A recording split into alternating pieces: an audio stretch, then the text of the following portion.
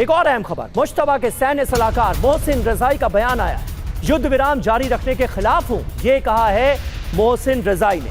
10 शर्तों से किसी भी कीमत पर पीछे नहीं हटेंगे, ये कह रहे हैं रजाई।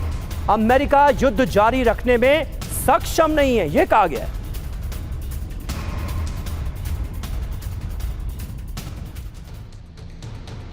तो देखिए, कुल मिलाकर हो क्या रहा है, बातचीत पर ईरान से दो अलग अलग सुर सामने आ रहे हैं। ईरानी सत्ता और आईआरजीसी का अलग अलग मत सामने आ रहा है।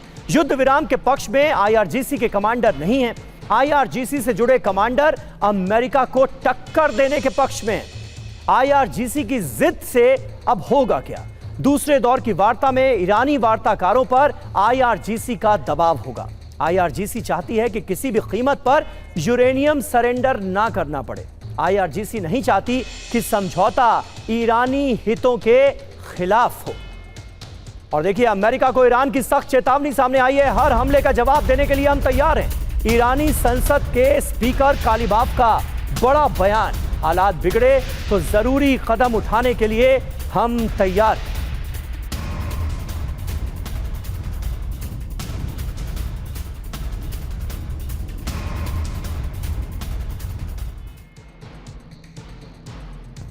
और अमेरिका पर गुस्सा, कालीबाफ ने क्या कहा? बातचीत कर रहे हैं लेकिन युद्ध के लिए भी तैयार हैं, ये साफ तौर पर कालीबाफ कहते नजर आ रहे हैं। ईरान अमेरिका पर भरोसा नहीं करता। पिछले 12 दिन के युद्ध से हमने ये सबक सीखा है। बयान के मायने क्या है?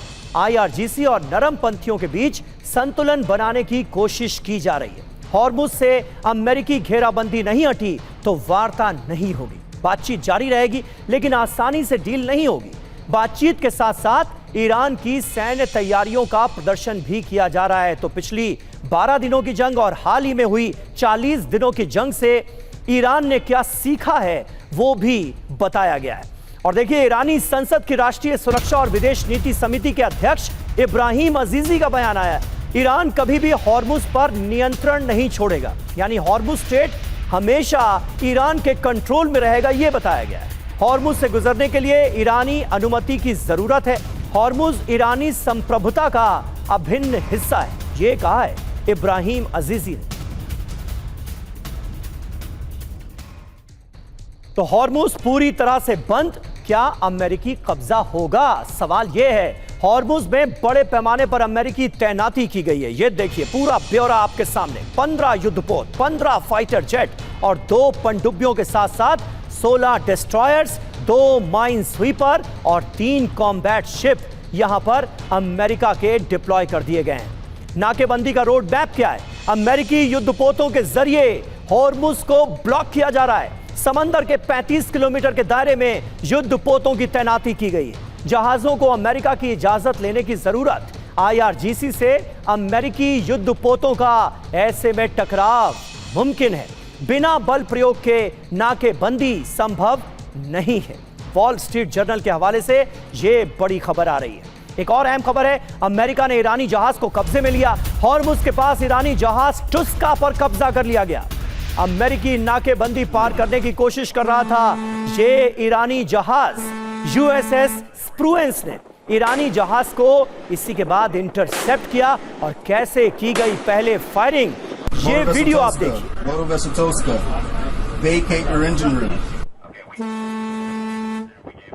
ये वीडियो हमने आपको दिखाया ऑपरेशन के दौरान का। समंदर में चला 6 घंटे का ऑपरेशन। यूएसएस त्रिपोली से मरीन्स ने उड़ान भरी। मरीन्स ने ईरानी जहाज पर उतरकर कब्जा किया। कब्जे के दौरान कोई गोलीबारी नहीं हुई, यानी पहले वार्निंग दी जाती है ईरानी जहाज को, उसके बाद जब ईरानी जहाज के नाविक नहीं मानते हैं तो फायरिंग कर दी जाती है और उसके बाद मरीन कमांडोज ईरानी जहाज पर उतरते हैं और पूरे जहाज पर कर लिया जाता है कब्जा। ईरान इसी से भड़का हुआ है, इसे सीधे सीधे सीज फायर वायलेशन मान रहा है। तो ईरानी जहाज पर कैसे हुआ कब्जा? 6 घंटे का ये जो पूरा ऑपरेशन चला है, इसकी डिटेल हम आपको बताते हैं। बंदर अब्बास जाते समय ईरानी जहाज टुस्का को रोका गया। उस समय टुस्का की 17 समुद्री मील प्रति घंटे की रफ्तार थी। अमेरिकी सेना ने कई बार नाकेबंदी ना तोड़ने की चेतावनी दी। 6 घंटे में कई बार चेतावनी देने के बाद अमेरिकी नेवी ने यह एक्शन लिया। यूएसएस स्प्रुएंस ने ईरानी जहाज को इंजन रूम खाली करने को कहा।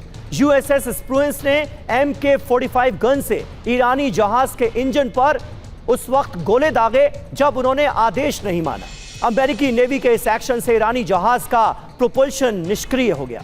31वीं मरीन एक्सपेडिशनरी यूनिट के मरीन्स इसके बाद सक्रिय होते हैं। यूएसएस त्रिपोली से हेलीकॉप्टर के जरिए मरीन्स को टुस्का पर उतारा जाता है। अमेरिका ने जहाज को इसके बाद कब्जे में ले लिया और सुरक्षित जगह पर जहाज को ले जाकर पार्क कर दिया गया और उसके बाद डोनाल्ड ट्रंप का स्टेटमेंट आ गया कि जहाज हमारे कब्जे में है।